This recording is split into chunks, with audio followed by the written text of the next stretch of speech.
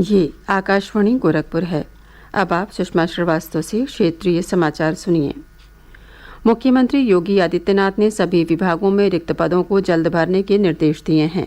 उन्होंने कहा कि आगामी चयन वर्ष की सीधी भर्ती के लिए सभी विभाग अपने रिक्त पदों की सूचना 31 मई तक भेज दें, जिससे उत्तर प्रदेश लोक सेवा आयोग और अधीनस्थ सेवा चयन आयोग द्वारा भर्ती की प्रक्रिया शुरू की जा सके। मुख्यमंत्री आज लखनऊ में नियुक्ति एवं कार्मिक विभाग की कार्य योजना के प्रस्तुतिकरण का अवलोकन कर रहे थे। उन्होंने विभागों में समय पर प्रोन्नति को आवश्यक बताते हुए कहा कि समय पर पदोन्नति न होने से कर्मचारी के मनोबल पर प्रतिकूल असर पड़ता है। श्री योगी ने सभी विभागों में प्रोन्नतियां 30 सितंबर तक करने के निर्देश दिए हैं। प्रदेश सरकार ने कहा है कि राज्य में धार्मिक स्थलों पर अब से नए माइक लगाने की अनुमति नहीं होगी। हमारे संवाददाता ने बताया है कि सरकार ने राज्य में धार्मिक जुलूसों के दौरान हथियारों के प्रदर्शन पर भी रोक लगा दी है। लखनऊ में उच्च स्तरीय समीक्षा बैठक के बाद मुख्यमंत्री योगी आदित्यनाथ ने कहा कि ऐसे माइक जिनको लगाने की पूर्व अनुमति ली जा चुकी है उनका प्रयोग जारी रहेगा, लेकिन ये सुनिश्चित करना होगा कि माइक की आवाज उस परिसर से बाहर न आए। इसके साथ ही अन्य लोगों को कोई असुविधा भी नहीं होनी चाहिए। मुख्यमंत्री ने इस बात के भी सख्त आदेश दिए हैं कि प्रदेश में कोई भी धार्मिक जुलूस बिना पूर्व और विधिवत अनुमति के नहीं निकाला जाए। अनुमति देने से पहले आयोजक को शांति सौहार्द कायम रखने के संबंध में शपथ पत्र देना होगा। इसके साथ ही किसी प्रकार के अस्त्र शस्त्र का प्रदर्शन नहीं किया जा सकेगा। मुख्यमंत्री ने कहा कि अगर माहौल खराब हुआ तो हर स्तर पर जवाबदेही तय की जाएगी। सुशील चंद्र तिवारी, आकाशवाणी समाचार, लखनऊ। मुख्यमंत्री योगी आदित्यनाथ ने कहा कि प्रदेश में संगठित अपराध समाप्त हो चुका है। उन्होंने कहा कि अवैध तरीके से संपत्ति पर कब्जा करने वालों से 2000 करोड़ रुपए से अधिक लागत की संपत्ति जब्त की जा चुकी है।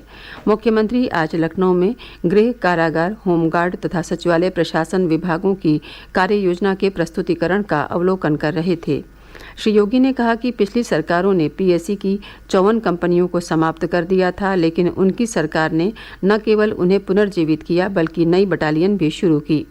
उन्होंने कहा कि कानून व्यवस्था को और सुदृढ़ करने के लिए जालौन, मिर्जापुर और बलरामपुर में नई महिला पीएससी बटालियन के गठन के लिए प्रस्ताव तैयार किया जाए। मुख्यमंत्री ने अगले 100 दिनों में अयोध्या जिले में पुलिस के विशेष कार्यबल की इकाई गठित करने के भी निर्देश दिए। उन्होंने कहा कि सहारनपुर के देवबंद, बहराइच, अलीगढ़, कानपुर सहित कई जिलों में आतंकरोधी दस्तों की नई इकाई गठित की जा रही है, जिसके लिए आवश्यक मानव संसाधन और भवन आदि की उपलब्धता सुनिश्चित की जाए। मुख्यमंत्री ने अमेठी, हाथरस, औरैया, हापुड़, चंदौली, भदोही, अमरोहा, संभल, कुशीनगर और महोबा में जिला कारागार के निर्माण का कार्य भी शुरू करने के निर्देश दिए। श्री योगी ने पुलिस विभाग में रिक्त पदों पर नियुक्ति की प्रक्रिया को पूरी पारदर्शिता के साथ पूरा करने के निर्देश दिए। उन्होंने कहा कि महिला पुलिसकर्मियों की संख्या को 2 गुना करने का प्रयास किया जाना चाहिए। मुख्यमंत्री ने ये भी कहा कि यातायात नियमों का उल्लंघन करने पर चालान की राशि का डेबिट या क्रेडिट कार्ड से तत्काल भुगतान कराने की भी व्यवस्था की जाए।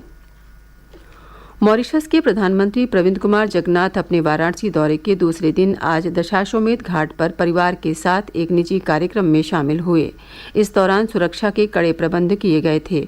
श्री जगन्नाथ कल राज्यपाल आनंदीबेन पटेल और मुख्यमंत्री योगी आदित्यनाथ के साथ अलग अलग बैठक करेंगे, जिसमें दोनों देशों के सांस्कृतिक, आर्थिक और सामाजिक मुद्दों पर वार्ता होने की संभावना है। प्रदेश के सभी जिलों में आज से अप्रेंटिसशिप मेलों का आयोजन किया जा रहा है। श्रावस्ती के कलेक्ट्रेट परिसर में लगे मेले का उद्घाटन विधायक रामफेरन पांडे ने किया। इस अवसर पर युवाओं को टैबलेट और स्मार्टफोन भी वितरित किए गए। देवरिया में सांसद डॉक्टर रमापति राम त्रिपाठी ने अप्रेंटिसशिप मेले का शुभारंभ किया। मेले में 1100 युवाओं ने भाग लिया, जिसमें 57 का विभिन्न कंपनियों में चयन हुआ। बस्ती जिले के औद्योगिक प्रशिक्षण संस्थान में मेले का आयोजन किया गया है। मेले में 86 प्रशिक्षुओं को विभिन्न विभागों में अप्रेंटिसशिप के लिए पत्र सौंपे गए। जौनपुर जिले में जलालपुर थाने की पुलिस और एसओजी टीम ने कबाड़ का काम करने वाले 11 लोगों को गिरफ्तार किया है। इनके पास से 34 गाड़ियां और 38 इंजन समेत अन्य कलपुर्जे बरामद हुए हैं।